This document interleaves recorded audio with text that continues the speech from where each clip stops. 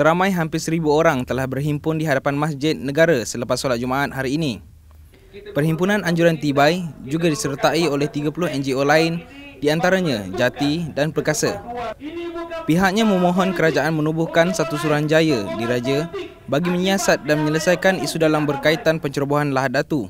Supaya siasatan terperinci sama ada dalam bentuk kertas putih Royal Commission mesti ditubuhkan segera dan diadakan segera bagi mengetahui seboleh-bolehnya sebelum pilihan raya ni dapat diketahui siapa dalang yang sebenarnya yang mengkucar-kacirkan negara ini. Sudah bergerak.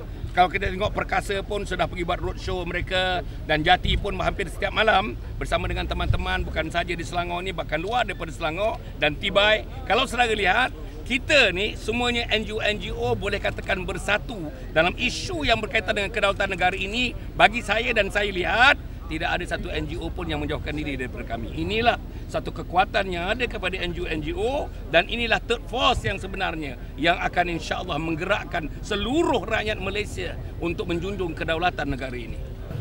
Dan apabila Suruhanjaya Diraja dibentuk, saya berharap komposisinya melibatkan semua pihak. Terdiri daripada golongan-golongan yang mempunyai integriti, termasuk wakil daripada parti pembangkang, dan juga daripada golongan profesional, dan juga daripada pihak keselamatan dan sebagainya.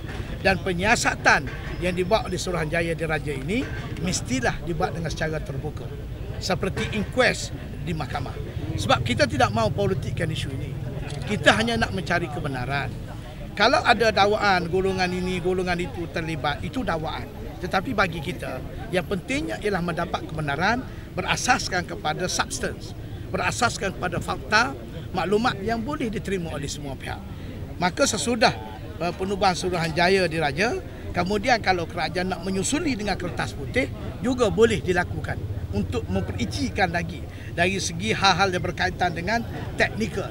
Sebab timbul persoalan, apabila mereka menceroboh Lahad Datu, kerajaan mengambil masa 3 minggu untuk bertindak.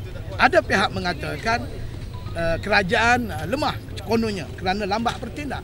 Tetapi kalau kerajaan bertindak cepat, berlaku sesuatu yang tidak diingini antara pihak antarabangsa, dan juga ada pihak-pihak yang akan mengambil kesempatan menuduh kita zalim.